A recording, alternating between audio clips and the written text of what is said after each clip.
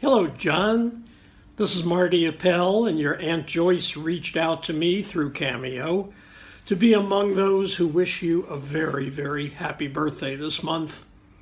During my time as the Yankees PR director and later their television producer and historian, I love meeting people who overcame Red Sox in the family and rooted loyally and hard for the Yankees. And you meet a lot of them in the New York area.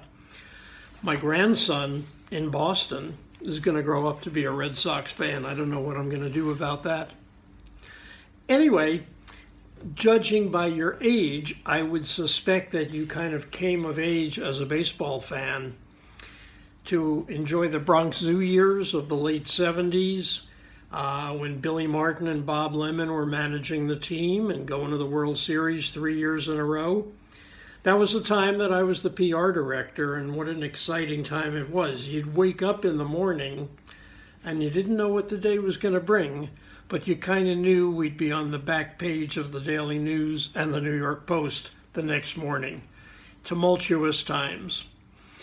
If you remember from your childhood, the Yankee players of the 70s, led by the captain, Thurman Munson, and all those terrific players like Chris Chambliss and Greg Nettles, and Roy White and Mickey Rivers and Willie Randolph and Bucky Dent, the Yankees just always had a way of perpetuating that lineage of greatness. It started 100 years ago with Babe Ruth. I'm going to take a sip of water here. Started 100 years ago with Babe Ruth. Then came Lou Gehrig, then came Joe DiMaggio, then came Mickey Mantle. And by the time you became a fan, there was Thurman Munson, who gets bigger in my mind every year.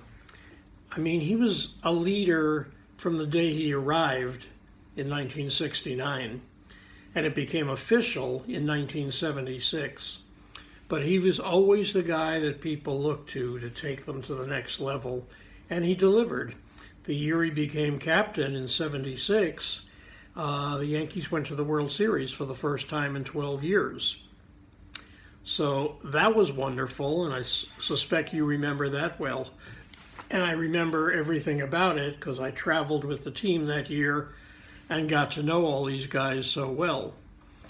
So the Munson and Bobby Mercer years were followed by Don Mattingly. We should give a shout out to Reggie Jackson, I guess, for being there in the late 70s. But then came Donnie Baseball, Don Mattingly, and Dave Winfield. And as a natural course of succession, Mattingly and Derek Jeter were teammates briefly in 1995. So the torch was passed to that next generation, led by Jeter and Mariano Rivera, who was simply the greatest relief pitcher baseball will ever see. I'm going out on a limb on that one, aren't I? Aaron Judge is the current recipient of the baton that gets passed from generation to generation. But I'm afraid the Yankees are going to have to do a lot more than just bank on Aaron Judge going forward. There's some changes that are necessary. To me, Aaron Boone saying they caught up with us, the rest of the league, falls a little short of the reality. They've been in one World Series in 20 years. I think they caught up a long time ago. Who are you going to root for? Houston? Boston? Interesting days coming up. In any case, John, the very happiest of birthdays to you and many good wishes. Your aunt was great to reach out, and I hope the Yankees continue to give you pleasure and happiness going forward. Okay? All the best to you, and you take care. Bye, John.